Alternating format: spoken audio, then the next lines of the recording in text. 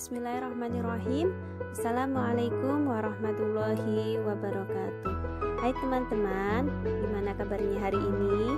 Mudah-mudahan kita semuanya selalu dalam keadaan sehat walafiat dan selalu dalam lindungan Allah Subhanahu wa taala. Baiklah teman-teman, hari ini kita akan melanjutkan pembelajaran bahasa Indonesia kita, yaitu tentang cara pembuatan pidato. Apa itu pidato?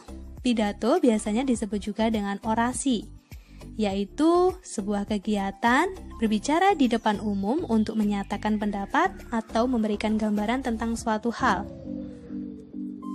Bagaimana langkah menulis pidato?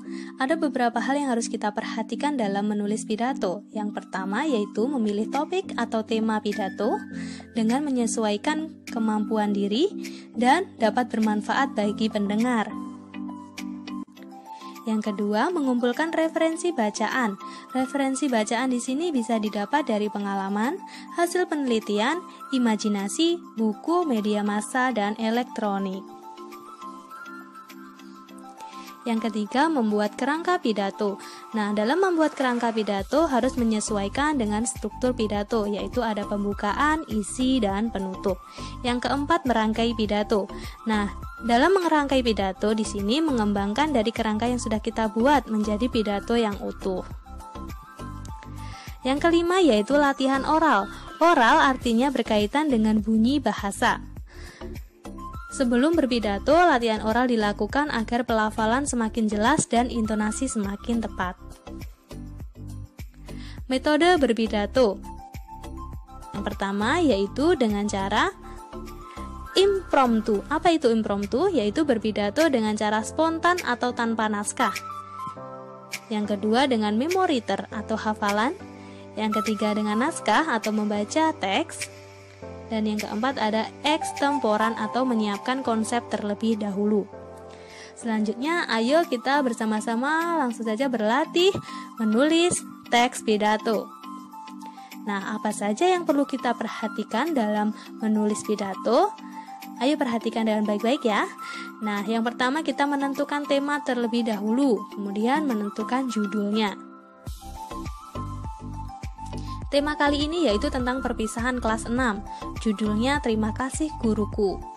Oratornya yaitu wakil lulusan kelas 6. Audiensinya yaitu ada guru, wali murid, dan para lulusan. Selanjutnya yaitu tempat acara diadakan di aula sekolah. Waktunya 10 menit. Nah, untuk waktu di sini bisa durasi kita membacakan pidato ataupun tanggal ketika kita berorasi. Selanjutnya kita akan belajar membuat kerangka atau struktur pidato. Nah, dalam kerangka atau struktur pidato di sini ada bagian pembukaan, isi, dan penutup. Mari kita belajar satu persatu bagian tersebut. Bagian yang pertama yaitu ada bagian pembukaan. Di bagian pembukaan di sini yang pertama ada salam pembuka. Selanjutnya ada pendahuluan. Contohnya adalah sebagai berikut. Silahkan baca dengan baik-baik.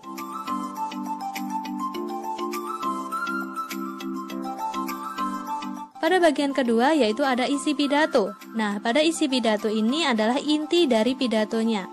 Yang pertama ada topik bahasannya ada terima kasih kepada sekolah dan para guru dan staf. Contohnya adalah sebagai berikut. Selanjutnya ada permohonan maaf kepada guru.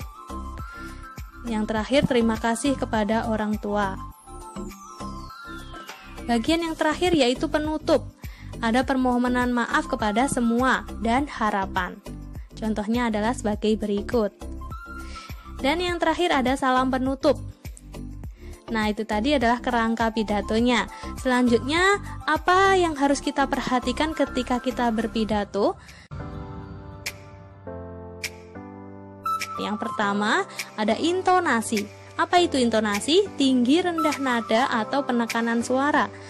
Yang kedua ada lafal. Lafal itu pengucapan harus jelas ya. Yang ketiga ada volume. Volume itu keras atau pelannya suara. Yang keempat yaitu sikap, tingkah laku yang sopan, penampilan yang santun. Nah, hal-hal berikut itu harus kita perhatikan ketika kita berpidato ataupun berorasi di depan umum. Nah, berikut itu tadi adalah pemaparan materi tentang menulis dan menyampaikan pidato. Semoga bermanfaat.